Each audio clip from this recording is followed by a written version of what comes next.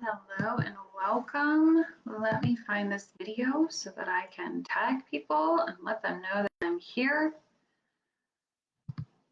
And then I will be going live onto Instagram as well. I'm still trying to figure all that rigmarole out.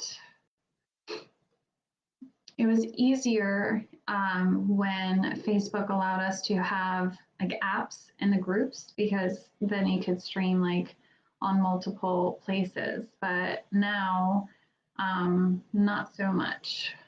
Okay, so go away.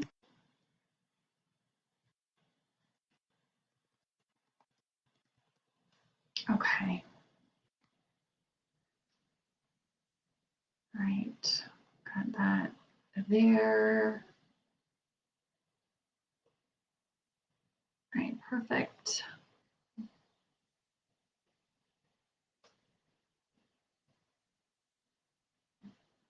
All right, perfect. All right, so for today, what we do is we do our weekly energy, embodiment, all that kind of good stuff on Mondays. And so today, something that I really want to talk about that's been coming up in the energies for me personally, and I know for a lot of others, is the energy of comparison. Okay, so for me, I know that I'm an energetic surrogate. I've been this way since I was a child. It's something that I never really understood until getting older and actually working with one of my friends who's an astrologer, and she was helping me to understand this and identify this even in my birth chart about how I feel things before the collective does. And so this is why I'm able to energetically forecast certain things. So a few days ago, I was in kind of, I'll just say, I was in my emotions. Okay, I was in my emotions. Something I've been studying a lot recently is single psyching. So, cycle thinking. Oh my gosh, I totally twisted that up, didn't I? Cycle thinking, which is thinking of our lifestyle based on our cycle. Okay, so learning where we are in our cycle, the different needs that we have for being in those places in our cycle, etc. Okay, so one of the resources that I've been utilizing is a book called Fast Like a Girl. And in this book, this doctor talks about fasting to help regulate the nervous system, to help regulate the endocrine system, to heal the like metabolic system, all of these things, okay? So through the work of working with our cycle and working with our hormones, we're actually able to heal the body more effectively, balance hormones, heal things like PCOS, insulin resistance, which are things that I've struggled with personally. So with having studied that, I've been now able to kind of identify, like, where am I in my cycle? What's going on here? And a few days ago, I was kind of in like progesterone pitch, which is the time that makes us feel more emotional. It makes us feel more like the mountain out of a molehill kind of energy. And so I was like in that energy. And normally I'm a pretty go with the flow, like it's okay. I still stay very positive. I'm in that kind of vibe. But sometimes, right, I'm also human, and I go through those feelings and emotions. So in that time, I was already having my own thoughts about certain things. And it was because of comparison, right? We compare our journey to other people's. We compare our journey to the way that we think that it should be looking, the way that we want it to be looking. And then we see other people that appear to have what it is that we want to be having, right? And so when we see these things pop up into our experience, it can be very challenging for us, especially if we're in a space where we are more emotionally fragile. And so what I did with that experience for myself is I allowed myself to really go into those feelings, to go into those emotions. I had something come across my social media. How often does this happen to us, right? That really hit a nerve for me personally, and it it got me up in my feels, right? So instead of allowing that to kind of derail me, I went into a space of gratitude. And so, what I did with that gratitude practice is I looked at all of the things that were working, all of the things that I could express gratitude for, all of the things that I felt grateful for, even if for some they may feel like nothing, even if for some it may feel like something small. The reality is, they were things that I could celebrate and be grateful for in my experience, even though certain things were not looking ideally the way that I would want them to look, right? So, having said that, what I want to do is invite you to step into a place of gratitude when you are feeling the energy of comparison coming up. When you're feeling that kind of, oh, I'm not doing enough, or things should look this way, or things should feel like this, or things should be like that. Look what they have, look at that. We need to remember, I wish I had brought the book, because there was actually a quote from that book that hit me really hard. And that was kind of what started me down this road of trying to lean into the gratitude that I had for myself, for not leaning into things that would have perpetuated my suffering, even though at a time I could have convinced myself and self-gaslit, right? To say, oh, this is what I want, right? So she said something about comparison, and how, when we compare ourselves to other people, like it's a great way to suffer, like in a nutshell, in a way. I wish I could remember the exact quote, but that hit me, right? It hit me because that's what was happening with me. And it was like the universe kind of having one of those glimmers where it was like, we see you, honey, we see you, and it's okay. We see you, and we want to remind you that you have your own path. You're on your own way. You have your own sense of direction that you're taking, and that's going to look different from everyone else's. So if you are feeling this energy of comparison popping up for you, this energy of feeling like I'm not doing enough, I'm not enough, things should be looking differently, things should be feeling differently, I want to just invite you to tune in to that gratitude center, because we cannot create into our reality from a place of not having what we want. Okay, if we try to do that, we're just going to create more of what is causing our suffering.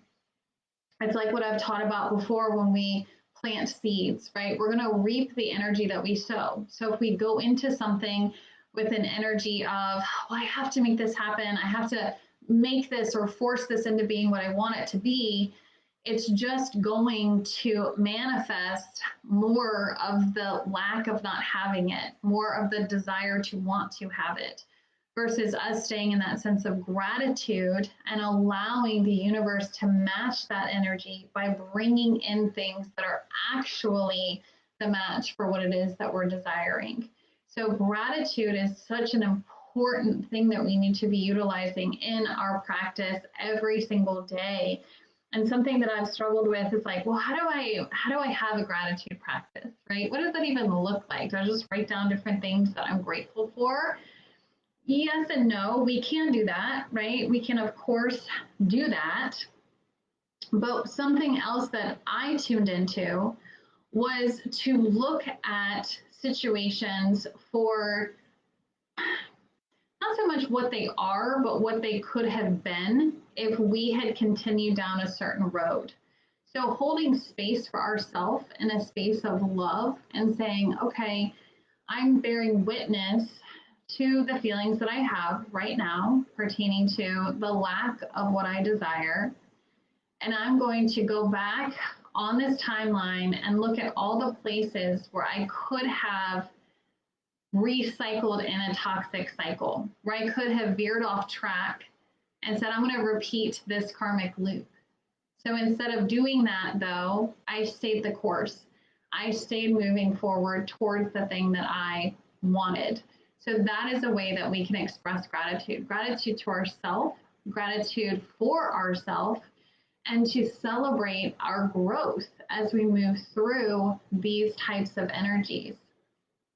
So again, comparison, not the greatest energy to be in.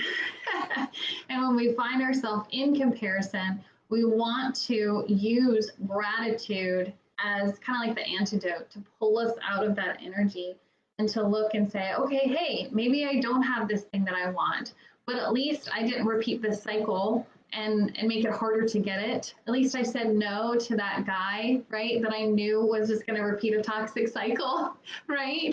And I'm saying yes to continuing to move forward in a healthy way. At least I said no to X, Y, and Z, right? So those are things that we can actually be very grateful for. And we can tune into that energy and say, hey, because I stayed positive, because I stayed on my trajectory, now I still have the opportunity to get there, and I will get there faster than if I had said yes to the wrong things, right? You know, it's so wild on my phone. I have a call coming in, and I specifically turned on the do not disturb. So now it's like all glitchy. Okay, there we go. I think it's fixing itself. I'm so sorry about that. Okay, so as it tries to get its life together and figure itself out, I want to move us into just a little bit of energy work for this stuff that's coming up. So for that comparison energy, for that energy of, it should look a different way, it should be looking different by now, I want what they have, that kind of stuff, okay? So I just want to take just a few minutes because I have to hop off at the top of the hour. And I want to invite you just to place your hands on your heart here. And right now, in this moment, I really, truly hope that everyone who is watching this live and those who watch the replay, right now, you are safe. And I want you to feel into that energy, like, I'm safe. I'm okay right now. I'm breathing. I have access to food. I'm safe. And just really feel into that. Like, allow yourself to sink into that feeling. And I'm going to share with you one of my favorite mantras that I use when I'm feeling like things are not going my way and I want to have a little bit of a tantrum about it. I say, I expect to experience the highest possible outcome. I expect to experience the highest possible outcome. I expect to experience the highest possible outcome. When we repeat this to ourselves, it helps to bring the nervous system down, and it's training our subconscious mind to get on board with trust and the expectation of things working out. It's all working out. That's another one that I say, everything is working out for my highest good. Everything is working out for my highest good. And just continue to breathe into that for a second. I'm going to do some light language right here real quick. Hey,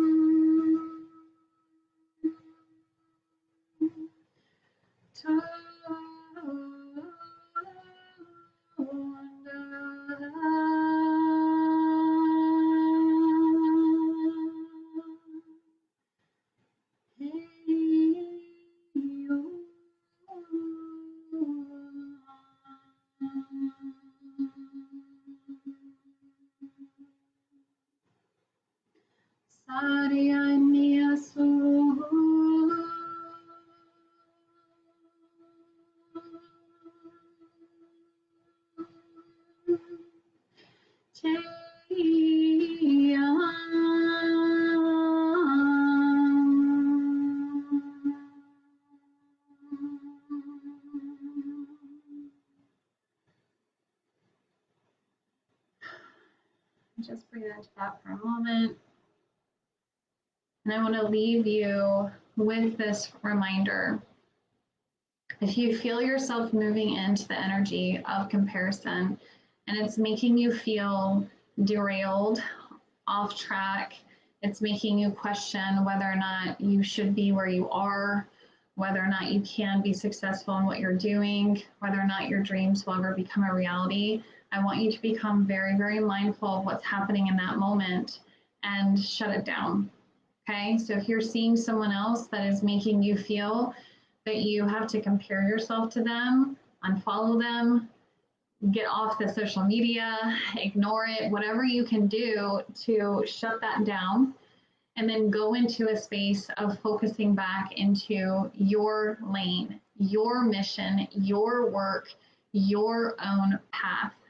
Because it is through following your own path that you're going to get to your destination, and it's going to feel very, very aligned and go very smoothly versus if we're trying to force stuff because we feel like we're supposed to be somewhere because we're watching someone else who very well may not even be there. I see a lot of this in the online coaching space where people are not being honest, they're not being forthright about where they are exactly in their journey and what they're creating. And so we need to remember that when we're looking at things on social media, people are putting their best foot forward, right? They're showing what they want to show.